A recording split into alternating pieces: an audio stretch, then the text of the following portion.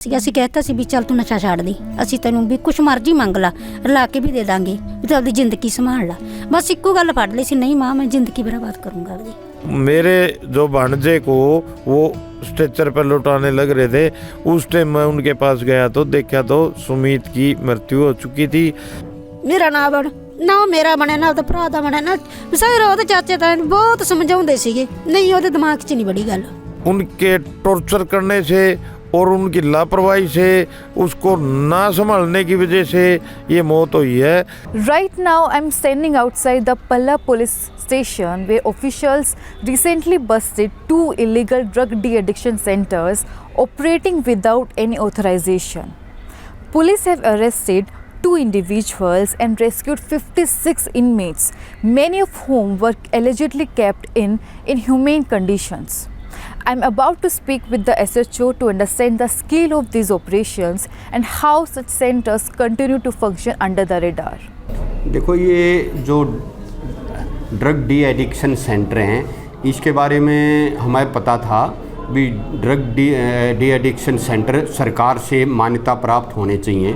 जैसे ही हमारे को पता लगा 2 डी एडिक्शन सेंटर का जो कथित तौर पर थे, एक इस्माइलपुर में था और एक बसंतपुर में था, तो उसमें हमने डीसी साहब के आदेश से एक टीम गठित करवाई। हमने इनको फिर छापा मार करके वहाँ एक डी एडिक्शन सेंटर से 39 आदमी और दूसरे से 17 आदमियों को वहाँ से छुटवाया और उनके खिलाफ कार्रवाई की। Across Haryana, families desperate for help are forced to turn to private rehabilitation centers. But in many cases, these facilities are nothing more than businesses, profiting off pain. Often, patients are locked away, medicated without supervision, and left in overcrowded rooms where abuse is a routine. We are here in Hebatpur speaking with the Sarpanch whose nephew Sumit died under tragic circumstances at Sevadham Drug De-Addiction Center in June last year. His family alleges negligence, raising concerns about the facility's conditions. ये हमारा भांजा सुमित 2 तारीख 5वां महीना पिछली साल मैंने वहाँ एडमिट करवाया था। वो थोड़ा दारू की लत में था, नशा छुड़वाने के लिए उनके पास छोड़ा था। 2 तारीख ने वहाँ छोड़ने के बाद 2-3 विजिट मेरी भी हुई हैं, जैसे सामान लेना देना मिल के आया मैं।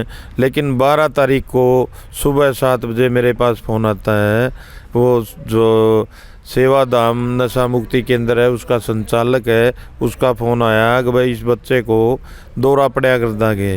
माँ इसको कोई दौरा नहीं पड़ा, माँ तू बात बता क्या है। उसने फिर बताया कि भाई इसका दौरा पड़ा, माँ तू इसने डॉक्टर का लेके आ जा, मैं भी पहुँच रहा हूँ। वो डॉक्टर का लेके नहीं आए।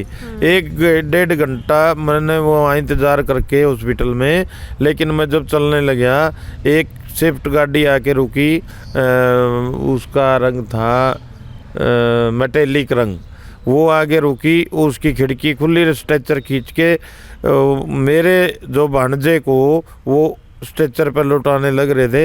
उस टाइम मैं उनके पास गया तो देखा तो सुमित की मृत्यु हो चुकी थी।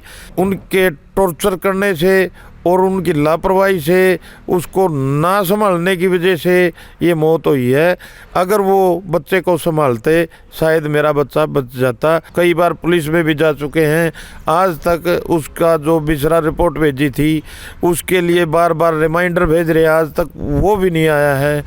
तो इससे आवाज़ होता है कि उसके साथ नाइंसाफ़ी हुई है। We are in Rodi, Sirsa, a village grappling with devastating drug crisis, where an average of 3 to 4 young lives are lost every month to addiction. Today, we'll speak with a mother who lost her 20-year-old son to this growing menace. ਅਸੀਂ ਕਹਿਤਾ ਸੀ ਵੀ ਚੱਲ ਤੂੰ ਨਸ਼ਾ ਛੱਡ ਦੀ, ਅਸੀਂ ਤੈਨੂੰ ਵੀ ਕੁਛ ਮਰਜ਼ੀ ਮੰਗ ਲਾ, ਰਲਾ ਕੇ ਵੀ ਦੇ ਦਾਂਗੇ ਵੀ ਤੂੰ ਆਪਣੀ ਜ਼ਿੰਦਗੀ ਸੰਭਾਲ ਲਾ। ਬਸ ਇੱਕੋ ਗੱਲ ਫੜ ਲਈ ਸੀ, नहीं माँ मैं ज़िंदगी बर्बाद करूँगा अपनी। ਵੀ ਮੈਂ ਬਾਹਰੋਂ ਬਹੁਤ ਔਖਾ ਨਾਲ ਲੈਤਾ ਸੀ, 5 ਸਾਲ ਫੜਕ ਕੇ ਲੈਤਾ ਸੀ ਵੀ ਉਹਦੀ ਔਖ ਤਾਂ ਮੈਥੋਂ ਹਲੇ ਚੱਕੀ ਨਹੀਂ ਆਉਂਦੀ। ਮੈਂ ਆਪਦਾ ਖੋਰ ਬਣਾ ਲਈ, ਜ਼ਿੰਦਗੀ ਦਾ ਖੋਰ ਬਣਾ ਲਿਆ, ਮੈਂ ਆਪਦੀ ਖੋਰ ਚੱਕੀ ਨਹੀਂ ਹੈਗੀ ਵੀ ਮੈਂ ਇੰਨੀ ਔਖਾ ਨਾਲ ਲੈ ਕੇ ਵੀ ਪੁੱਤ ਮੈਨੂੰ ਇੰਨਾ ਧੱਕਾ ਨਹੀਂ ਸੀ ਦੇਣਾ, ਵੀ ਮੈਨੂੰ ਖੁੱਲ੍ਹ ਕੇ ਦੱਸ ਦਿੰਦਾ। ਮੈਂ ਕਿਸੇ ਪੁੱਤ ਤੋਂ ਛੱਡ ਦੇ, ਤੇਰਾ ਵਿਆਹ ਵੀ ਕਰ ਦੂੰਗੀ ਵੀ, ਪਰ ਨਹੀਂ ਸੋਚੀ ਉਹਨਾਂ ਨੇ, ਸਾਡੇ ਕਿੰਨੀ ਨਹੀਂ ਸੋਚੀਗੀ। ਮੈਂ ਤਾਂ ਇਹਨੂੰ ਐਂ ਵੀ ਕਹਿਤਾ ਸੀ ਮੇਰੇ ਕਿੰਨੀ ਨਾ ਸੋਚ, ਆਪਦੇ ਪਿਓ ਕਿੰਨੀ ਝਾਕ ਲਾ। ਮੇਰਾ ਨਾ ਬਣ ਨਾ ਉਹ ਮੇਰਾ ਬਣਿਆ ਨਾ ਉਹਦਾ ਭਰਾ ਦਾ ਬਣਿਆ ਨਾ ਸਾਰੇ ਉਹਦੇ ਚਾਚੇ ਤਾਂ ਬਹੁਤ ਸਮਝਾਉਂਦੇ ਸੀਗੇ ਨਹੀਂ ਉਹਦੇ ਦਿਮਾਗ 'ਚ ਨਹੀਂ ਬੜੀ ਗੱਲ। While most of these centers paint a grim picture, there are exceptions. In Sirsa, a government-backed de-addiction centers has emerged as a beacon of hope. Once a neglected, makeshift structure, it has been transformed into a proper facility with an approach unlike any other. ये जो नशा मुक्ति केंद्र की building आप देख रहे हैं सिरसा में, ये हमने इसको अपग्रेड करने के लिए after the 10 bed de-addiction centre that we had, उससे 20 बेड्स एक्स्ट्रा अपग्रेड करने के लिए बनाया था। ये स्ट्रक्चर हमें कोविड में मिला था, एक मेकशिफ्ट स्ट्रक्चर की तरह, जो कि मोस्टली आउट ऑफ यूज़ था। तो इसको कुछ चेंजेस करके फर्नीचर वगैरह हमें गवर्नमेंट से मिला और बाकी चेंजेस हमने करी, कुछ अपनी विजन्स इसमें लगाई and we created this extra beddings of de-addiction centre. तो इसमें हमने कुछ जो नए एक्सपेरिमेंट्स किए हैं, one of them I would like to show कि जो ये प्लांट्स आप देख रहे हैं, ये हमने इंडोर प्लांट्स लगाए हैं जो पेशेंट्स को खुद टेक केयर करने होते हैं। जो एक एडिक्ट होता है वो धीरे धीरे इस बात को भूल जाता है कि उसके पेरेंट्स, उसकी फैमिली उसके लिए क्या कर रही है। तो ये एक छोटा सा एफर्ट होता है उनको उस केयर गिविंग की वैल्यू रियलाइज़ कराने का। इसके बिसाइड्स हम उनको डे टाइम पे बोर्ड गेम्स के लिए इनवाइट करते हैं। इसके साथ उनको जो फ्यूचर में उन्होंने कैसे अपने आप को बेटर करना है, तो काउंसलर्स के साथ सेट डाउन करके वो उस चीज़ों को डिस्कस करते हैं। अप्रोच हमारी ये होती है कि अंडर एक ही रूफ हम उनको डी एडिक्शन के साथ साथ उनका फ्यूचर रिहैबिलिटेशन प्लान भी दे पाएँ।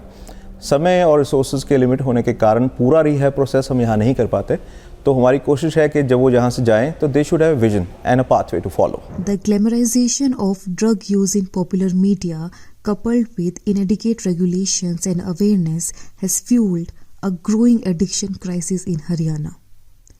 The cycle of addiction and relapse continues, with many patients jumping straight to hard drugs like heroin.